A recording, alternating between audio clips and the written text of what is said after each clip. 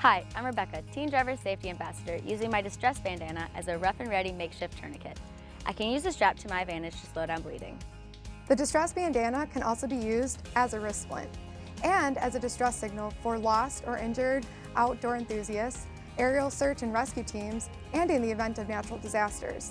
The distress bandana is an essential piece in emergency preparedness kits. Check out all our uses at distressbandana.com.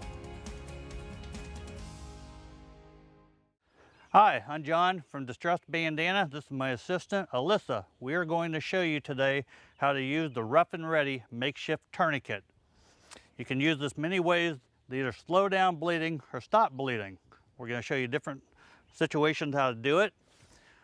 One thing is when you access the wound, whether it's the leg or the arm or any body part, you want to check and remove the clothing. It's much easier to try to remove the clothing, that way you know exactly what you're dealing with. Now say, for example, if her arm is bleeding, you may need to try to apply pressure to it. You can either apply pressure to it or you can stuff the wound. You may have to use one or two hands to do so. Once the bleeding has stopped and you're happy with it, keep the pressure applied, because if you pull the distress bandana back off, it may start bleeding again. Once it has stopped, the blood has already started to clot, so we want to keep that pressure applied. Now, if the bleeding did not stop and it may be gushing, or maybe her body part is missing, maybe her arm is laying somewhere it shouldn't be, or her leg, you know that's going to be a very serious bleed. Now what you're going to have to do is use this as a tourniquet. You can use this to slow down bleeding or possibly stop bleeding. What I like to do is I like to twist it around, that way it's much stronger when you do so. You can take it. You can either tie it onto the arm, leg, whatever is bleeding, or you can use the strap to your advantage. Pull the cord corner through the strap. You may have to adjust the strap up or down to get that pinch point that is correct to get the bleeding to slow down or stop.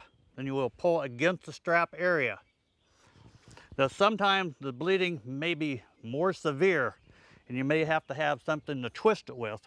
You can use a stick, a dowel pin, whatever you have available, stick it into the loop right there and twist it if you have to. That will cut more circulation off. You also want to keep that area elevated. Most likely the person will be laying down or sitting down. If you keep it elevated, it will most likely bleed a little bit less. Plus you do not want the person falling down when you're standing up trying to apply it to them. Now I'm going to use this as a splint. Now she's in the woods and she may be out mushroom hunting or hiking or something, and she falls down and she puts her hand down possibly to catch herself. Well, if she does so, she injures her wrist or maybe her ankle, whatever the case may be. What you want to use is the splint. So what we're going to do is hang this onto the hand like so around the thumb area. You can take a stick. Sticks have many different curves and everything to it. You can apply it. The goal is to keep that area from moving, whether it's your arm, foot, ankle, or anything. And you can wrap this up in a way it does not move. And tuck this into the manner that way until you get home or to the hospital and prevent further injury. You can tuck it in there in a way that you do not have to hold on to it. It's very easy to do. Use your distress bandana in whatever situation you're in and whatever emergency situation you're doing. Now, if you're by yourself and you have to apply this, it can be very difficult to do so by yourself, to tie it onto your arm. I like to still twist it around. Now I start the loop. Same thing as I do with my assistant, but now I'm going to start the loop, stick my arm through it, and within a few seconds I can have a tourniquet on myself. Very easy to do, much easier than trying to tie it. Today you've watched many different uses on how you can use the distress bandana for either signaling for help or using to stop bleeding or slow down bleeding. There's many different uses for the distress bandana. I highly recommend, if anyone has not taken a CPR class, to do so, or a basic first aid class. There's a lot of schools out there that offer these classes and also get certified in them.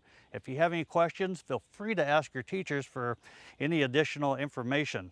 Thank you for watching, and we'll see you in the classrooms for our teen driver safety presentations.